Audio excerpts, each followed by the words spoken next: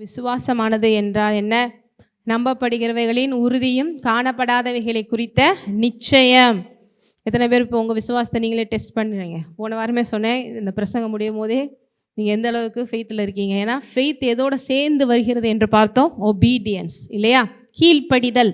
ஃபெய்த்துன்னு ஒன்று உங்கள் லைஃப்பில் நீங்கள் ஆண்டவர் மேலே வச்சுருந்தீங்கன்னா ஆட்டோமேட்டிக்காக அவர் கீழ்ப்படுகிற ஒன்றுங்கிறது வந்துடும்.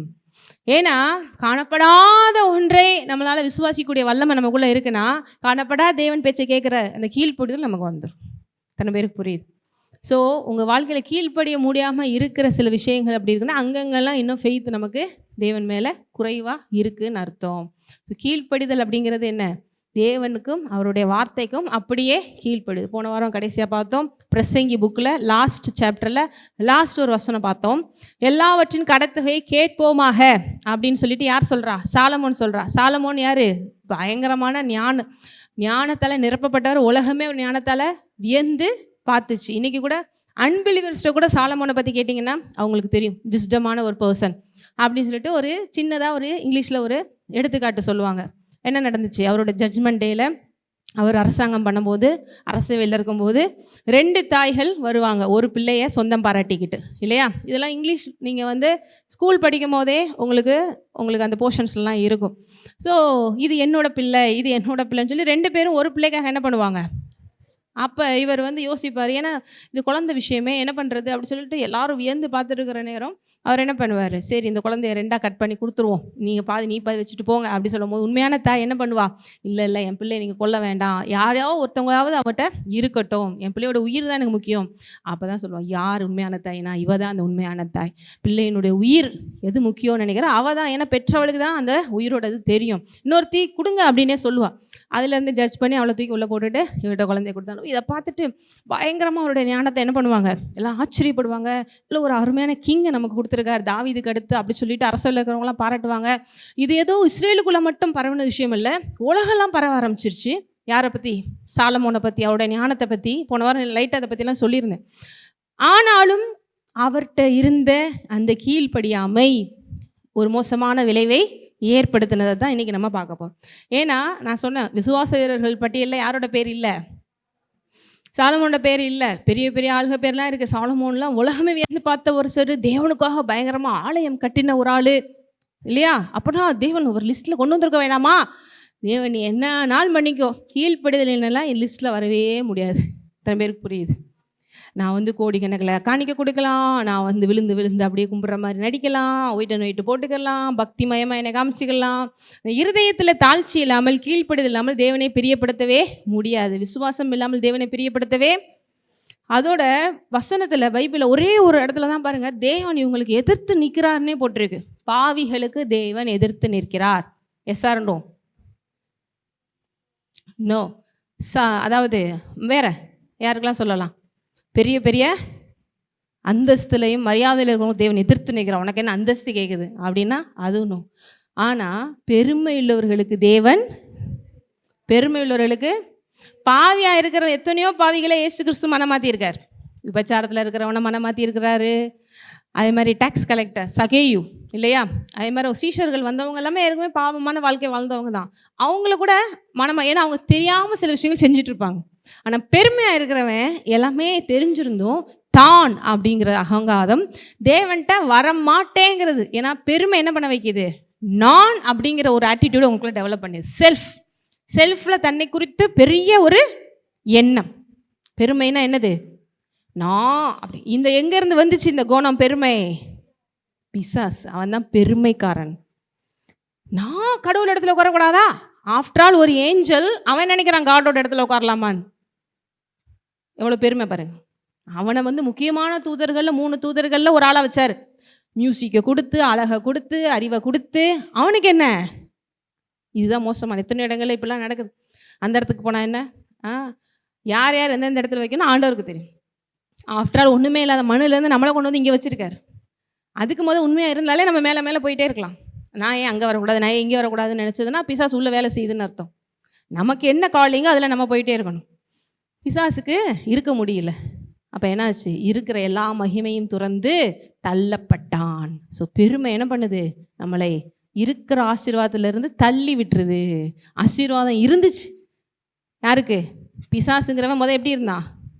லூசிஃபராக இருந்தான் இல்லையா? லூசிஃபராக இருந்து அவனுக்கு மகிமையை கொடுத்து அது பக்கத்திலேயே 3 முக்கியமான தூதர்கள் ஒரு ஆளை உட்கார வச்சுருந்தவன் எல்லாத்தையும் இழந்து போனதுக்கு காரணம் என்ன? பெருமை. அப்போ அந்த பெருமையில் நம்ம கேர்ஃபுல்லாக இருக்கணுமா இல்லையா? ஏன்னா நம்மள அறியாமலே இது சில நேரங்கள் நமக்குள்ளே வர்றதுக்கு நிறைய சான்சஸ் இருக்குது. ஆனால் நம்ம இருக்குன்னே நமக்கே தெரியாது. ஆனால் கொஞ்ச நாள் கழிச்சு தான் பாருங்க தெரியும். ஆனால் உங்களுக்குள்ள அந்த ஹார்ட்டில் டெவலப் ஆக ஆரம்பிச்சிருச்சுனாலே கண்டுபிடிச்சிடலாம். ஹார்ட்னஸ்னால் என்னது? கடினம். அப்படின்லாம் ஒரு வருது, அப்படி கோவம் வருது, மன்னிக்க முடியல, ஒரு இது பண்ண முடியல, நமக்குள்ளே ஒரு வெறுப்பு வருது, தேவனுக்கு முக்கியத்துவம் கொடுக்க முடியல, தேவனுக்கு கீழ்ப்படிய முடியல, அப்படிலாம் வருதுனாலே நமக்குள்ளே என்ன வந்துருச்சுன்னு அர்த்தம்? இதெல்லாம் இண்டிகேஷன். உள்ளுக்குள்ளே வைரஸ் போச்சுன்னா எப்படி தும்மல் வருது, இருமல் வருது, அதுக்கடுத்து காய்ச்சல் வருதோ, அதெல்லாம் இந்த மாதிரி இண்டிகேஷன். அப்போயே நம்ம தெரிஞ்சுக்கிறணும், ஏதோ உள்ளுக்குள்ளே தெரியாமல் வந்துருச்சு, விரட்ட வேண்டியது விரட்டணும். அதுக்கு தான் ஒருத்தர் கூடயே இருக்காரு உங்களுக்கு சொல்லிக் கொடுக்குறதுக்கு. அவர் தான் யார்? ஹோலி ஸ்பிரிட். ஹல்லேலூயா. பழைய ஏற்பாடு இருக்கிறவங்கள புதிய ஏற்பாடு இருக்கிற நம்ம பிளஸ்ட். ஏன்னா நமக்குள்ளே டீச்சர் இருக்காரு, கைடர் இருக்காரு, கவுன்சிலர் இருக்காரு, கம்ஃபர்டர் இருக்காரு, சத்தியத்தை கணிந்து இதான் சத்தியம், நீ போகிறது தப்புன்னு சொல்லி கொடுக்குறவர் இருக்காரு. ஆகவே நம்மளாம் பிளஸ்ட். எத்தனை பேருக்கு புரியுது? அப்படியே நம்மளை அப்படியே விட்டோன்னா அதோட மோசமாக போயிடும். ஆனால் அதனால தான் ஹோலி ஸ்பிரிட் நமக்கு பெஸ்ட் ஹெல்ப்பர்னே போட்டிருக்கு பைபிளில். என்ன போட்டிருக்கு? ஹெல்ப்பர், உதவியாளர். நான் போன பிறகு அவர் உங்கள்கிட்ட வருவார்னு இயேசு கிறிஸ்து சொல்கிறார். சத்திய ஆவியானவர் உங்களுக்குள்ள வருவார், சகல சத்தியத்திற்குள்ளும் உங்களை நடத்துவார். இந்த சத்திய ஆவியானவர் இல்லாமல் சத்தியத்துக்குள்ள நடத்த முடியாதுன்னு சொல்கிறார். நான் உங்களுக்கு போதித்தவைகளையே உங்களுக்கு நினைப்பூட்டுறதுக்கு ஒருத்தர் வேணும். அவர் யார்? புக்கு உங்களுக்கு எழுதி டைப் பண்ணி பிரிண்ட் பண்ணி புக்கில் உங்களுக்கு கொடுத்தாலும் பிள்ளைகள் வீட்டில் உட்காந்து படிக்க முடியாதுன்னு சொல்லி தான் ஸ்கூலுக்கு அனுப்புகிறோம். அங்கே டீச்சர்னு ஒருத்தவங்களை போட்டு தான் சொல்லிக் கொடுக்க வேண்டியது இருக்குது. அதே போல் உங்களுக்கு பைபிள் கையில் இருந்தாலும் சர்ச்சுன்னு ஒன்று தேவைப்படுது, ஆவியானவர்கள் நடத்தப்படுகிற ஊழியக்காரங்கள் தேவைப்படுறாங்க. எல்லாத்துக்கும் மேலே டே பை டே 24/7 ஹோலி ஸ்பிரிட்னுடைய கைடன்ஸ் தேவைப்படுது. இல்லைன்னா அப்படி தான் புக்கு மாதிரி இருக்கும். அப்படியே உட்காந்துட்டு வானத்தை பார்த்துட்டு இந்த மார்க் வந்துருமா? வராது. இந்த வெயிலையும் பிள்ளைகள் அனுப்பிட்டு இருக்கு. வெயிலாக இருந்தால் மழையாக இருந்தாலும் நாங்கள் தந்தையை திறந்தாச்சு. எத்தனை பேருக்கு ஆப்சன்ட் போடாமல் அனுப்புறீங்க? பிள்ளைகளை அனுப்பலையா? வெயில் அடிக்குதுன்னு 10ஆம் தேதி தான் திறக்கிறாங்களா அவங்களுக்கு? அவங்க சின்ன பசங்களும் 10ஆம் தேதி, மற்றவங்களாம் 4ஆம் தேதி திறந்துட்டாங்க. வெயிலோ மழையோ கிளம்பு அப்படின்னு. சர்ச்சுக்கு வந்தால் மட்டும்தான் வெயில் மழை ரீசன்லாம் வரும். ஐயோ தலை சுற்றுதே. 6 நாட்கள் விட்டாமல் ஓடுவோம். அப்படியேனாலும் கொஞ்சம் முன்ன பின்னாலும் அங்கே ரவுண்டு கட்டுறதுக்கு டீச்சர் ரெடியாக இருப்பாங்க. இப்போ தான் ஸ்கூல் திறந்துருக்கு, கொஞ்சம் கூட டிசிப்ளின் இல்லை அப்படி சொல்லி சீக்கிரமாக இங்கே ஒரு ரவுண்டு கட்டுறதுக்கு ஒரு ஆளை தான் வைப்பாருன்னு நினைக்கிறேன் தேவன் போகிற போக்கில் பார்த்தேன். ஸோ அப்படியே ஆஃபீஸ்க்கோ எதுக்கோ லேட்டாக போனால் கூட என்ன பண்ணுறோம்? பெர்மிஷன் ஃபோன் பண்ணி சொல்லிடுவோம், நாளைக்கு எனக்கு ஒரு 1/2 hour பெர்மிஷன் வேணும். எத்தனை பேர் சொல்லுவீங்க? நான் வாட்டில் போவேன்னு போவீங்களா? எனக்கு ஒரு 10 நிமிஷம் பெர்மிஷன் கொடுங்க. அதுக்கே அவங்க 10 தடவை யோசிப்பாங்க. அதுக்கடுத்து தான் போகவே முடியும். ஆனால் ஏனோ தெரியல, நான் போன வாரம் சொன்ன மாதிரி ஆண்டவர் காரியங்களில் நமக்கு ஏன் இவ்வளோ அஜாக்கிரதையாக இருக்கிறோம் அப்படின்னா, எல்லாமே ஈஸியாக கிடச்சிருது, ஓசியில் கிடச்சிருது. அதான் ரொம்ப தப்பு. அதான் உண்மை. அங்கே ஒரு மாதம் வரலை, கொஞ்சம் முன்ன பின்னா அப்படியே கட் பண்ணி உங்களுக்கு சம்பளத்தில் கை வச்சிருவான்னு பயம். நான் இங்கே உண்மையிலேயே ஒரு விஷயம் இருக்குது, ஆனால் நமக்கு தெரிய மாட்டேங்குது. ஆசீர்வாதத்தை இழக்கிறோங்கிற அறிவு இல்லை. Take it granted. எதில்? காடோட விஷயத்தில் மட்டும். மற்ற மனுஷங்களுக்கு பயப்படுறதுலலாம் நம்ம நம்பர் 1. சின்ன வயசுலேருந்து பயப்படுறது, ஆஹா சூப்பர். கடவுளுக்கு பயப்படுறனா மட்டும் வரமாட்டேன். ஏன் இது ரொம்ப முக்கியம்னா, இவ்வளோ பெரிய ஞானியான சாலமோனே இந்த பயம் இல்லாமல் ஒன்றும் இல்லாமல் போயிட்டான். அப்போ நம்ம தெரிஞ்சுக்கிறணுமா இல்லையா? இன்றைக்கி நீங்கள் ஓரளவு நல்லா இருக்கலாம் ஆசீர்வாதத்தில் ஆண்டவருக்குள்ளே ஆனால் அது ஓவர் நைட்டில் ஒன்றும் இல்லாமல் போகிறதுக்கு இந்த சில விஷயங்கள் உள்ளே வந்தால் போதும் அவசரம். ஆனால் நம்ம எப்படின்னா அப்படியே ஆனால் கூட யார் மேலே பழிய போடுவோம் தெரியுமா? மனுஷங்க. இந்த கடவுள் ஏன் தான் என்னை மட்டும் இப்படி சோதிக்கிறார்னு தெரியல அப்படின்போம். என்னமோ நம்ம ஒவ்வொரு கோடையும் அவர் கிழிச்ச கோடை தாண்டாமல் வாழ்க்கையில் ஒவ்வொரு நிமிஷமும் போட்டுட்டு இருக்கிற மாதிரியும், நம்ம மனசாட்சியில் நம்ம கை வச்சு பார்த்தாலே தெரியும் நம்ம எந்த அளவுக்கு கோஆப்ரேட் பண்ணுறோம். சில நேரம் கேட்குறதே இல்லை, ஏன்னா நமக்கே கேட்குறது இல்லை. ஏன்னா 24 மணி நேரம் உலக பிரகாரம் விஷயம் தான் கேட்டுட்ருக்கு. ஸோ பட் பலியை மட்டும் யார் மேலே போடுறோம்? கடவுள் கடவுள் கடவுள் அப்படின்னு. நான் என்ன சொல்கிறேன்னா, கேட்க மாட்டது உங்கள் இஷ்டம், கேளுங்க, கேட்காம போங்க. ஆனால் பழி அப்போ அவர் மேலே சொல்லக்கூடாது. இல்லை கேட்குற மாதிரி இருந்தால் 100% உங்களுக்கு பிளெஸ்ஸிங் வரும். நீ சொன்னபடி கேட்கலையா, யார் மேலே பழியை போடாத. எத்தனை பேருக்கு புரியுது? அதுதான் உண்மை. நம்ம மட்டும் யாராவது நம்மளை சொல்லிட்டாங்கன்னா மட்டும் நமக்கு என்ன போகிறது? என்னமோ நான் சொன்ன மாதிரில நீ கேட்ட மாதிரியும் டீச்சரே சொல்லுவாங்க, நான் சொன்ன மாதிரில நீ படிச்சாடா, அப்புறம் எப்படி மார்க் வரும் அப்படின்னு. ஸோ சாலமோன் விஷயத்தில் ரொம்ப ரொம்ப கேர்ஃபுல்லாக பார்க்க வேண்டிய ஒன்று இருக்குது. இன்றைக்கி நிறைய பேருக்கு ஆண்டவரே எனக்கு அறிவை கொடுங்க. உலகத்தே கலக்கினவர் யார்? சாலமோன். அவருடைய ஞானத்தை பார்த்து, அவர் வாழ்கிற அந்த வாழ்க்கையை பார்த்து, இப்போ அந்த குழந்தைலாம் ஒரு பாட்டில் எடுத்து குடிச்சிட்டு இருக்கு பாருங்க. அந்த பாட்டில் நமக்கு ஒரு பெரிய ஸ்பெஷல் தெரியல. ஆனால் சாலமோன் காலத்தில் ஒரு பாட்டில் இருக்குன்னா, அந்த பாட்டிலில் கூட ஒரு ஞானம்.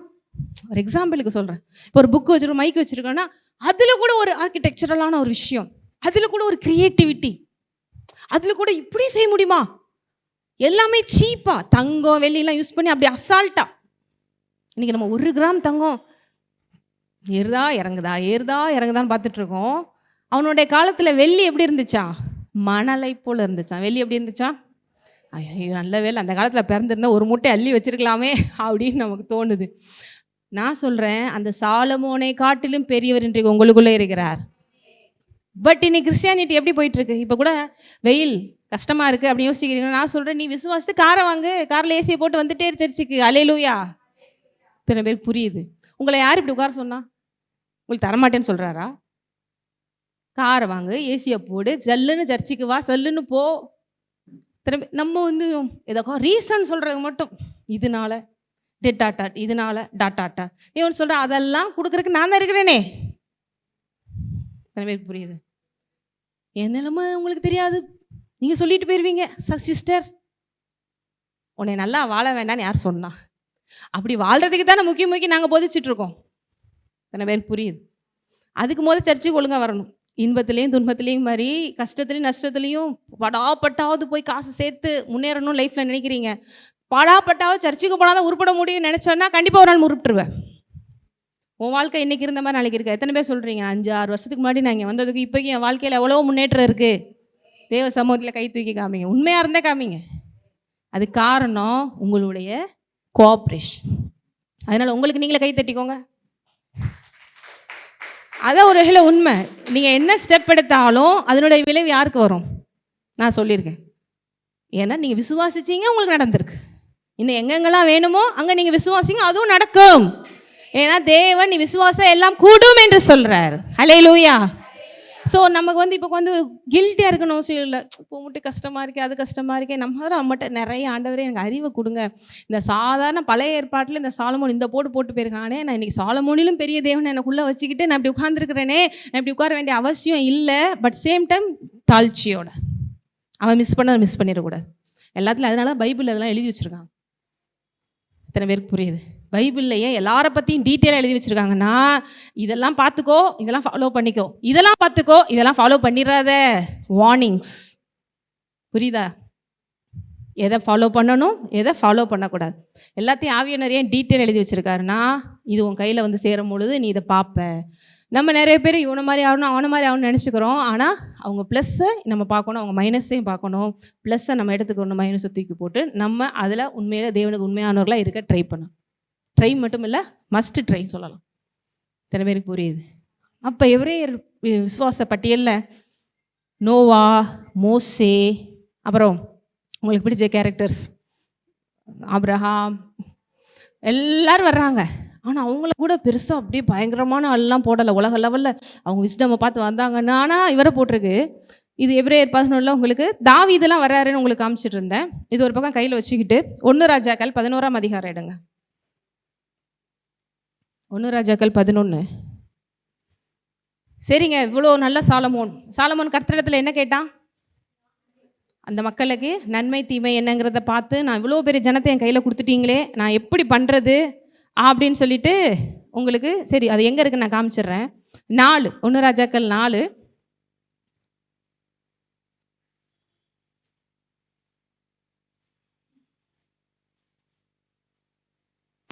அதில் அவனுடைய ஞானத்தை பற்றி போட்டிருக்கு. 3லேயே உங்களுக்கு நிறைய விஷயங்கள் வருது, நம்ம பார்ப்போம். 9, அதாவது அதுக்கு முன்னாடி தேவன் உனக்கு என்ன வேணும் அப்படின்னு சொல்லி கேட்குறாரு. 7லேயே சொல்கிறாரு, என் தேவனாகிய கர்த்தாவே, தேவரீர் உமது அடியேனை என் தகப்பனாகிய தாவீதின் ஸ்தானத்தில் ராஜாவாக்கினீரே, நானோ வென்றால் போக்குவரவு அறியாத சிறு பிள்ளையாய் இருக்கிறேன். நீர் தெரிந்து கொண்டதும், அதாவது 3ஆம் அதிகாரம் 8 படிச்சுட்டு இருக்கேன். நீர் தெரிந்து கொண்டதும் ஏராளத்தினால் எண்ணிக்கைக்கு அடங்காததும் இலக்கத்திற்கு உட்படாதமான திரளான ஜனங்களாய் உமது ஜனத்தின் நடுவிலே நான் இருக்கிறேன். ஆகையால் உமது ஜனங்களை நியாயம் விசாரிக்கவும், நன்மை தீமை என்னதென்று வகை, நன்மை தீமை என்கிற வகை இருக்கிறது முக்கியமா? வெளுத்ததெல்லாம் பால் நம்பினீங்கன்னா முடிஞ்சு போச்சு கதை. ஸோ அது வகை இருக்கவும், அடியனுக்கு ஞானமுள்ள இருதய தந்தரலும் ஏராளமாக இருக்கிற ஜனத்துக்கு நியாயம் விசாரிக்க யாராலே அது ஆண்டோட பார்வைக்கு பாருங்க உகந்த விண்ணப்பமாக இருந்துச்சு. 11 தேவன் அவனை நோக்கி, நீ உனக்கு நீடித்த நாட்களை கேளாமலும் ஐஸ்வர்யத்தை கேளாமலும் சத்துருக்களின் பிராணனை கேளாமலும் நீ இந்த காரியத்தையே கேட்டு நியாயம் விசாரிக்கிறதுக்கு ஏற்ற ஞானத்தை உனக்கு வேண்டிக் கொண்டபடியால் உன் வார்த்தைகளின்படி செய்தேன். ஞானமும் உணர்வும் உள்ள இருதயத்தை உனக்கு, இதிலே உனக்கு சரியானவன் உனக்கு முன் இருந்ததுமில்லை, உனக்கு சரியான உனக்கு பின். எப்படி ஒரு ப்ராமிஸ் பாருங்க. நீதான்டா எல்லாத்தையும் யூனிக்கு, உனக்கு முன்னாலேயும் கிடையாது உனக்கு பின்னாலேயும் கிடையாது, அப்படி கொடுக்குறேன். இதுவுமின்றி நீ கேளாத ஐஸ்வர்யத்தையும் மகிமையும் உனக்கு, உன் நாட்களில் இருக்கிற ராஜாக்கள் ஒருவனும் உனக்கு சரியானவன். அடுத்து உண்டாப்பனாகிய தாவீது நடந்த, இது முக்கியமான பாயிண்ட். அவர் எப்பயுமே ஆசீர்வாதத்தை கொடுக்கும் போதே சில ரூல்ஸையும் சொல்லிடுவார். ஆனால் நம்ம மக்கள் அந்த ஆசீர்வாதத்துக்குரிய மட்டும் அண்டர்லைன் பண்ணி வச்சுக்கிட்டு எனக்குன்னு சொல்லுவாங்க. அங்கே பாயிண்ட் ஒன்று இருக்குது. உன் தகப்பனாகிய தாவீது நடந்தது, உன் தகப்பனாகிய தாவீது நடந்தது போட்டிருக்கா, தாவீது நடந்தது, நீயும் என் கட்டளைகளையும் கை கொண்டு என் வழிகளில் பக்கத்து சொல்லுங்க, அவர் வழிகளில் நடந்தால் உன் நாட்களை நீடித்திருக்க. அல்லேலூயா, அல்லேலூயா. இங்கே எல்லாமே ஆயத்தம் தான். சிலுவையில் எல்லாம் செஞ்சு முடிச்சிட்டார், செஞ்சு முடிச்சிட்டார். ஆனால் அவர் பேச்ச கேட்டு அவர் வழியில் நடந்தாதானங்க அதை அடைய முடியும். கூகுள் மேப் காமிக்குது, லெஃப்டில் போ, ரைட்டில் போ, இப்படி போ, அங்கே போ, நீ போன இடம் வந்துரும்னு. நான் வேறு பக்கம் போயிட்டு அந்த இடம் வரலன்னு சொன்னால் அதன் வழியில் நடக்க போகணும். லெஃப்ட் போதா, லெஃப்ட் ரைட்டில் போதா, இந்த இடம் கரெக்டாக அது எந்த சந்துக்குள்ளே இருந்தாலும் அந்த இடத்துல கொண்டு போய் விட்டுரும். ஆமாவா இல்லையா? ஆனால் நான் இஷ்டத்துக்கு தான் போவேன் அப்படின்னு போனால் எந்த வழியும் போக முடியாது. கடைசி எங்கள் முட்டு சந்தில் போய் நிற்கணும், இல்லைன்னா வேறு எங்கேயாவது போய் நின்றுக்கிட்டு உட்காந்துருக்கணும். தேவன் சிம்பிளாக சொல்கிறார், எப்பா உனக்கு எல்லாம் ஆயத்தம் பண்ணப்பட்டிருக்கிறது, நான் சொல்கிற அந்த வழியில் மட்டும் நீ ஃபாலோ பண்ணி போய் என் பேச்சை கேட்டு நீ போனேன்னா அங்கே எல்லாம் ஆயத்தப்பட்டிருக்கு. இதில் என்ன பெரிய விஷயம் இருக்குது? சிம்பிள். நான் இஷ்டத்துக்கு தான் இருப்பேன், ஆனால் எனக்கு அது நடக்கலை அப்படின்னா யூஸ் கிடையாது. அதனால தான் க்ளீனாக உங்களுக்கு வசனங்கள் எல்லாமே சொல்லுது. இப்போ அப்படி உங்களை வழியில் நடத்துறதுக்கு தான் ஒருத்தர் கூட இருக்காருன்னு சொல்லியிருக்கேன், ஹோலி ஸ்பிரிட். அப்பப்போ நம்ம புத்தி லெஃப்டில் போகுது, ரைட்டில் போகுதுனாலும் சொல்கிறாரு, வலப்புறமா இடப்புறமா சாயாதே சொல்கிறார் பழைய ஏற்பாட்டில். நேராக போ. ஏன்னா நம்மளை கெடுக்கிறதுக்கு 1008 விஷயம் நம்மளது உலகத்தில் இருக்குது. ஏன்னா அது உலகத்தில் ஒருத்தன் இருக்கான், அவன் யார்? உங்கள் ஃப்ரெண்டு, உங்கள் பெஸ்டி பிசாசு அப்படி சொல்லலாமா? எப்பயுமே ஒரு அவேர்னஸ் கிறிஸ்தவங்களுக்கு இருக்கணும். மற்றவங்களுக்கு இருக்கணும், ஆனால் அவங்களுக்கு தெரியாது. ஆனால் உங்களுக்கு இருக்கணும், நான் ஒன்றும் பரலோகத்தில் இல்லைப்பா, நான் அந்த மோசமான உலகத்தில் வாழ்ந்துட்டுருக்கேன், என்னை எப்போ அழிக்கலான்னு ஒருத்தன் வகை தேடி சுற்றிட்டு இருக்கான், அவன் யார்? அவனை நான் ஜெயிக்கணும்னா தேவனுக்குள்ளே நான் பலப்பட்டாதான் முடியும். ஆகவே நான் சர்ச்சுக்கு போகிறது முக்கியம், தேவனோட வார்த்தையை கேட்குறது முக்கியம், டெய்லி ப்ரேயர் பண்ணுறது முக்கியம். ஒவ்வொரு நிமிடமும் பைபிள் வசனம், துன்மார்க்கர்கள் ஆலோசனையில் நடவாமலும், சங்கீதம் 1 இல்லையா, பாவிகளுடைய வழியில் இல்லாமலும், பரியாசக்காரர் உட்காரத்தில் உட்காரும், கர்த்தருடைய வேதத்தில் இரவும். ஏன் 3 நேரம் சாப்பிட்றோம், 3 நேரம் சாப்பிட்டாலும் அதுக்கடுத்து நடுவில் ஒரு ஸ்நாக்ஸு, 2 ஸ்நாக்ஸு, அப்புறம் 2-3 டீ, அப்படியும் பசிக்குது. ஆனால் வசனம் சொல்லுது, இதை நீ சாப்பிடு, வேத வசனத்தை நல்லா உட்கொள். ஏன்னா நம்ம இருக்கிற உலகம் பரலோகம் கிடையாது, அப்படியே ஜாலியாக இருக்கிறதுக்கு. இதில் எப்பயும் ஃபைட், ஒரு பேட்டில் ஃபீல்டு மாதிரி இருந்துகிட்டு இருக்க வேண்டியிருக்கான். அதுக்கு நீ இந்த வார்த்தையில் பலப்பட்டாதான் உனக்குள்ளே நீ பலப்பட்டு நீ அவனை ஜெயிக்க முடியும். என்ன பேர் புரியுது?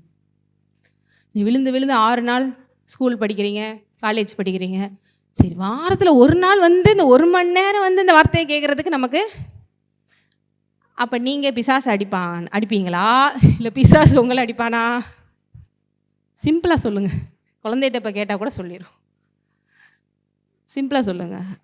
அது காரணம் நீங்கள் முயற்சி பண்ணாதது, வேறு எதுவுமே கிடையாது.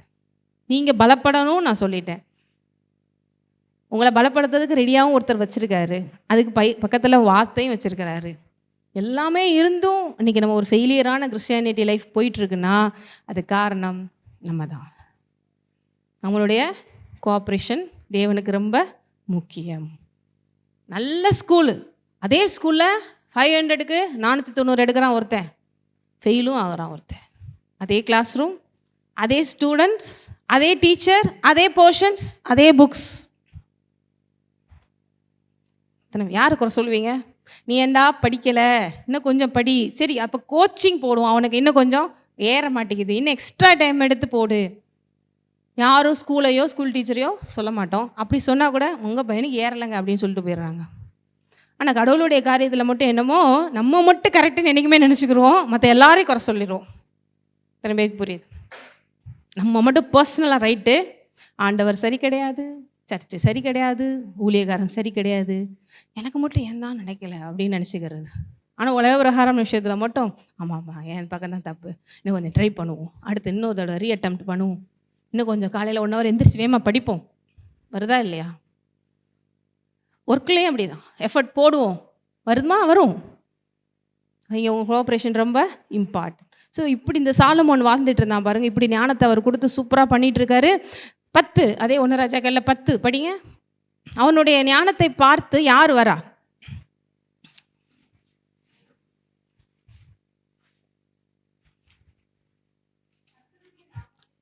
ம் ம் ம் ம் யாருக்கு கேள்வியாச்சு? சேபா நாட்டில் ஒரு குயின் ராஜஸ்திரிக்கு கேள்விப்படுறாங்க. அவள் விடுகதைகளினால் அவனை சோதிக்கிறதற்காக மிகுந்த பரிவாரத்தோடும் கந்த வர்க்கங்களையும் மிகுதியான பொன்னையும் ரத்தினங்களையும் சுமக்கிற ஒட்டகங்களோடும் எருசலேமுக்கு வந்தாள். பாருங்க, ஷேபா நாட்டுல இருந்து இப்பயாவது நீங்க ஏதாவது சாலமோன் வந்து அப்படியே ஒரு சுத்தி பார்த்து ஒரு ரீல்ஸை போட்டு விட்டாருன்னு வச்சுக்கோங்களேன், எல்லா இடத்துலையும் பரவிடுது. இப்போ ரீல்ஸ்லேயே உலகமே இயங்கிக்கிட்டு இருக்கு. ஆனால் அப்போல்லாம் எப்படிங்க இவ்வளோ தூரம் பாப்புலர் ஆச்சு? சாலமோன் எருசலேம்ல எங்கேயோ இருக்காரு, இங்கே ஷேபா நாட்டில் அந்த குயினுக்கு இதை கேள்விப்படுறாங்கன்னா, நாடுகளை கடந்து, தீவுகளை கடந்து, கடல்களை கடந்து, மலையை கடந்து இவனுடைய புகழ் போகுது. அல்லேலூயா. இன்றைக்கெல்லாம் நீங்கள் உங்களை இப்போ நம்மளோட லைவே பார்க்கணுன்னு நினச்சா, இப்போ ஒருத்தவங்க துபாயிலேருந்து பார்த்துட்ருக்காங்க, யூஎஸ்லேருந்து நிறைய பேர் அன்புடன் பார்க்குறாங்க, எங்கே இருந்தாலும் பார்க்கலாம், அவ்வளோ ஈஸியாகிருச்சு. ஆனால் அந்த காலத்தில் உங்களை பக்கத்தில் தெருவில் உங்களை தெரியணுன்னாலே, உங்களோட பாப்புலாரிட்டி தெரியணுனாலே பெரிய விஷயம். கெட்ட விஷயம்னா ஈஸியாக ஸ்ப்ரெட் ஆகும். இத்தனை பேருக்கு புரியுது? அவளை பற்றி தெரியுமா, அவனை பற்றி தெரியுமான்னு நம்ம ஆள் புறணி பேசுகிறதுல கடகடன் பரப்பி விட்டுருவாங்க. ஆனால் நீங்கள் எவ்வளோ நல்லா செஞ்சாலும் ஒருத்தனை பற்றி ஒருத்தன் சொல்ல மாட்டான். அதையும் தாண்டி சாலமோனுடைய புகழ் நாடு விட்டு நாடு கடந்து பயங்கரமாக அவனை பற்றி எண்ணி, ஒரு நாட்டினுடைய ராணி ஒருத்தவங்க படையெடுத்து போருக்கு தான் எப்பயுமே வருவாங்க, இவ பார்க்குறதுக்கு வரான். இத்தனை பேருக்கு புரியுது? சும்மா வரல. ஏன்னா பெரிய பெரிய ஆளெல்லாம் இப்போ உங்களுக்கு சிஎம் பார்க்குறக்கு ஒரு அப்பாயின்மெண்ட் கிடைக்குது, அப்படி கிளம்பிடுவீங்களா? என்ன பண்ணுவாங்க சொல்ல? ஃபஸ்ட்டுங்க நான் 9 மணி சொன்னால் 9:30 தாங்க போவேன். யாரை பார்க்குறது? அதுக்கடுத்து எப்படினாலும் ட்ரெஸ் பண்ணிட்டு போவேன். அதுக்கடுத்து போய் அவர் உட்காரணும் கூட சொல்லதில்லை, உட்காந்துருவேன். அதுக்கடுத்து ஒரு திமிரா 4 பேர்த்த பேசிட்டு வந்துகிட்டே இருப்பேங்க. அப்படி இருப்பீங்களா? நீங்கள் சொல்லுங்கள். நமக்கு சிஎம் வேறு மாறிட்டாங்க, நிறைய பேருக்கு பிடிக்குது, இப்போ அப்பாயின்மெண்ட் கிடைக்குது, அப்பா இப்போ ஆத்திரலாம்ப்பா அப்படின்னு கூட நீங்கள் நினைக்கலாம். சொல்லுங்கள். 9 மணிக்கு அப்பாயின்மெண்ட் கொடுத்துருக்காங்கன்னா முதல் நாள் 2 நாளைக்கு முன்னாடி தூக்கமே வராதா? ஐயோ ஒரு முன்னாடி எந்த ட்ரெஸ் போட்டுட்டு போகணுன்னு தெரியலையே, நல்லா வேற போகலன்னா மதிக்க மாட்டாங்களே, நம்மள அறியாமலே வாலண்டியராக சொல்கிறேன். அதுக்கடுத்து அவருக்கு ஏதாவது கிஃப்ட் கொடுக்கணுமே, ஒரு அட்லீஸ்ட் ஒரு ஷால்வையாவது கொடுக்கணுமே, ஒரு ஹானருக்காக கொடுக்கறதுங்கிறது எதில் வருது? இத்தனை பேருக்கு புரியுது? கொடுக்கறது எதில் வருது? இன்னைக்கு காணிக்கை கொடுக்க கூட அப்படி தான் இருக்கணும். அத்தனை பேருக்கு புரியுது? ஆண்டவருக்கு முன்னாடி காணிக்கை கொடுக்க கூட ஹானருக்காக தான் கொடுக்கணும். நான் கொடுக்கலன்னா அவர் தப்பா எடுத்துக்கிறாரு, கை வச்சிருவார் கஜானால, அப்படி இல்லை. அவ்வளோ பெரிய தேவனுக்கு முன்னாடி ஹானருக்காக போய் கொடுக்குறது தான் காணிக்கை. அவர் அப்படி தான் வச்சார். ஏன்னா அவருக்கு உங்களுக்குள்ள ஒரு டைப் எப்பயுமே இருக்கும். அவரை ஹானர் பண்ணும்போது உனக்கு ஆசீர்வாதம் ஆட்டோமேட்டிக்காக வரும். அல்லேலூயா. இன்னைக்கு காணிக்கைங்கிற கான்செப்டை வேறு மாதிரி கொண்டு போய் சபையிலையும் பிச்சை எடுக்கிற மாதிரி பிச்சை எடுத்துக்கிட்டு இருக்காங்க. ஊழியக்காரங்கள்லேருந்து எல்லாரும் இவங்களும் பிச்சை போடுற மாதிரி போட்டு அதுலேயே 4 பேர் காணிக்கை போடணுன்னாலே சர்ச்சுக்கு போக வேண்டாம் அப்படின்னு இருக்காங்க. இப்போ பார்த்தா மக்களையும் வெறுப்பேற்றுற மாதிரி சில சபைகளும் இருக்குது. எப்போ பார்த்தாலும் கவர்னு கொடுத்து அவங்கள எங்கே தான் போவாங்க? மாதத்தில் உட்காந்து எந்திரிச்சா ஒரு கவர் வந்துடுது, இந்த காணிக்கை கொடுத்துருங்க, அந்த காணிக்கை கொடுத்துருங்க. அவங்களுக்கு என்ன ஆயிடுது? நம்மகிட்ட பிடுங்குறாங்கன்னு ஒரு எண்ணம் வந்துடுது. ஆனால் இங்கே ராஜாவை பார்க்கும்போது ராஜஸ்ரீ என்ன பண்ணுறா? சொல்லாமல் இவளை எடுத்துகிட்டு போய் அவங்க முன்னாடி ஹானருக்காக பண்ணுறா. இன்றைக்கி தேவனுக்கு கூட நீங்கள் உங்கள் உள்ளத்தின் ஆழத்திலிருந்து 10 ரூபா போட்டாலும் ஹானர் பண்ணி போட்டிங்கன்னா அதை அவர் பெருசாக பார்க்குறாரு. அதே கையை 10 லட்சம் கூட போட வைப்பார். அந்த ஹானர் இருந்துச்சுன்னா. ஹானர் இல்லாமல் எதையோ ஒன்றை போட்டுட்டு போனீங்கன்னா அந்த 10 ரூபாயும் இருக்காமல் போயிருக்கும் ஒரு நாளில். அப்படி ஒன்றும் அவருக்கு தேவையில்லை நம்ம காசு. பூமியும் அது நிறைவும் என்னுடையது என்று சொல்கிறார். ஹல்லேலூயா. இப்போ இங்கே இவ்வளோத்தையும் எடுத்துட்டு போய் பார்க்க போறா. அவள் சாலமோனிடத்தில் வந்தபோது தன் மனதில் இருந்த எல்லாவற்றையும் குறித்து அவனிடத்தில் சம்பாஷித்தாள். அப்பொழுது சாலமோன் அவர் கேட்டவைகள் எல்லாத்தையும் இந்த பாரு, எருசலேம் என்ன பெரிய எருசலேம், உலகத்திலே நம்பர் 1 ஆயிடுச்சு. குட்டி இடம், நம்ம எவ்வளோ பெரிய நாடு. இன்னைக்கு சாலமோனை சிக்க வைக்கலாம், இந்த இதுக்கெல்லாம் பதில் சொல்லிடுவாரா பார்த்துருவோன்னு போனால் உட்கார்ந்து எந்திரிக்கிற எல்லாத்துக்கும் பயங்கர, உலகத்தில் எத்தனையோ பேர் ஞானிகள் இருப்பாங்க, எல்லாருடைய ஞானத்தையும் தோற்கடிக்கிறான். யாரு? ஒன்றாகிலும் ராஜாவுக்கு மறைபொருளா இருக்கவில்லை. எதுவுமே சாரிங்க, இது மட்டும் எனக்கு புரியலைங்க, கொஞ்சம் யோசிச்சு சொல்கிறேன். அப்படியா, இந்த ரகசியம் எனக்கு தெரியாது, உங்கள் நாட்டில் ஏதோ புதுசாக செஞ்சுருக்கீங்களோ அப்படின்னு எதுலேயுமே குறை வைக்கல. எல்லாத்துக்கும் டான் டான் டான் பதில் அடிக்கிறார். யாரு? அல்லேலூயா. ஏற்கனவே சொல்லிட்டேன், இதை யோசிச்சுட்டே வாங்க. பட் இந்த சாலமோனிலும் பெரியவர் நமக்குள்ளே இருக்கிறார். இப்போ உங்களுக்கு இந்த அறிவு வருமா? யாக்கோப்பு 1:5 சொல்லுது, ஒருவன் ஞானத்தில் குறைவுள்ளவனாக இருந்தால் யாவருக்கும் சம்பூர்ணமாய் கொடுக்கிறவரும் ஒருவரும் கடிந்து கொள்ளாமல் தேவனிடத்தில் கேட்க. நம்ம கேட்கறதே கிடையாது, புலம்புவோம். எனக்கு மட்டும் ஏன் ஆண்டவர் இப்படி கொடுத்துட்டீங்க, அவளை பார்த்தீங்களா இவ்வளோ பார்த்தீங்களா அப்படி கம்பேர் பண்ணிட்டு அழுதுட்டு இருக்கிறோம். கேட்க கடவன், அப்பொழுது அவனுக்கு சம்பூர்ணமாய் கொடுக்கப்படும். சம்பூர்ணமாய் கொடுப்பாராம் எது கேட்டாலும் தேவன். ஹல்லேலூயா. கேளுங்க, இவ்வளோ ஒரு ஞானம். அதுக்கடுத்து பாருங்க, சேபாவன் ராஜஸ்ரீ சாலமோனுடைய சகல ஞானத்தையும், அவன் கட்டின அரண்மனையையும், அவன் பந்தியின் போஜன பதார்த்தங்களையும், அவன் ஊழியக்காரனின் வீடுகள், பாருங்க ஊழியக்காரரின் எல்லாமே பாருங்க, அவன் உத்தியோகஸ்தரின் வரிசையையும் அவர்கள் வஸ்திரங்களையும் அவனுடைய பான பாத்திரங்களையும் அவன் கர்த்தருடைய ஆலயத்துக்குள் பிரவேசிக்கும் நடை மண்டபத்தையும் கண்டபோது அவள் ஆச்சரியத்தால் பிரமை கொண்டு என்ன சொல்றா? 6 படிங்க. ராஜாவை நோக்கி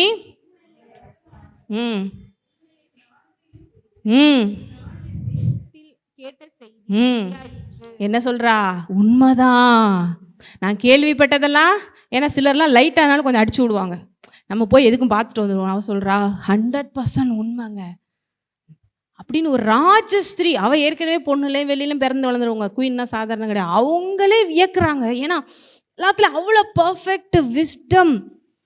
அடுத்து சொல்கிறான், நான் அதை என் கண்களால் காண மட்டும் இந்த வார்த்தைகளை நம்பவில்லை, இவைகளில் பாதியாகிலும் எனக்கு அறிவிக்கப்படவில்லை என்று காண்கிறேன். அவன் சொல்கிறா, நான் கேள்விப்பட்டதெல்லாம் பாதிதான், இப்போ பார்க்குறேன், எனக்கு தாங்க முடியல. நான் கேள்விப்பட்ட பிரசாபத்தை பார்க்கல உம்முடைய ஞானமும் செல்வமும் உம்முடைய ஜனங்கள். நான் சொல்கிறேன், சாலமோனின் ஜனங்களே பாக்கியவான்களா? சாலமோனின் தேவனுடைய ஜனங்கள் நாம். ஹல்லேலூயா. எத்தனை பேருக்கு புரியுது? சாலமோனுக்கு அந்த ஞானத்தை கொடுத்த தேவனுடைய ஜனங்கள் நாம். ஹல்லேலூயா.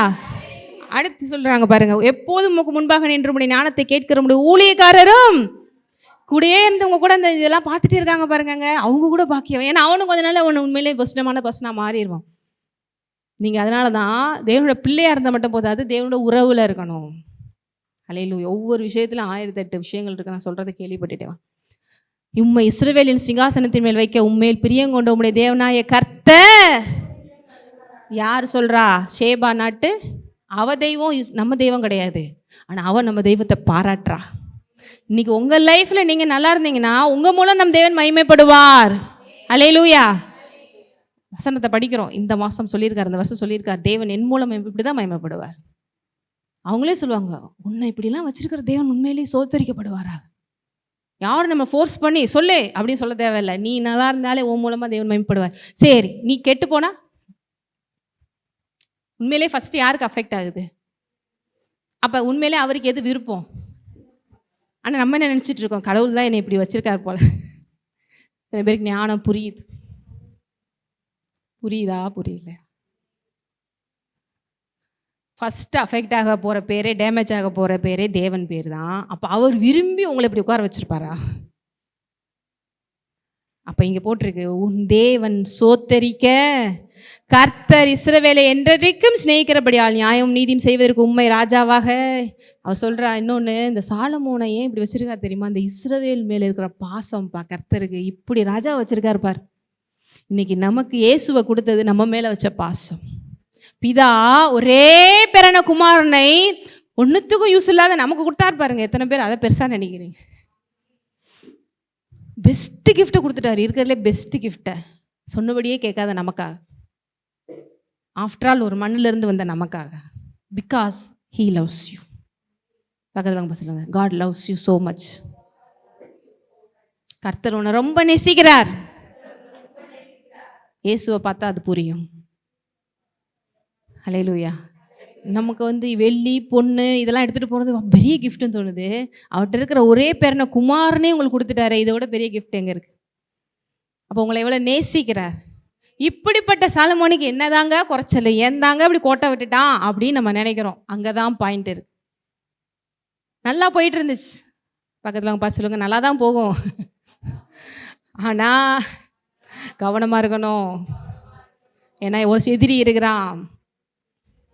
போயிட்டே இருக்கும்போது நமக்கு அப்படியே பெருமை, பேர் வருது, புகழ் வருது, நாளைக்கு நமக்கு ஐஸ்வர்யம் வரும், ஆசீர்வாதம் எல்லாம் வரும்போது இப்போ என்ன ப்ரேயர் பண்ணலைன்னா கொஞ்சம் பேசாமல் இருப்போம் அப்படின்னு தோணும்.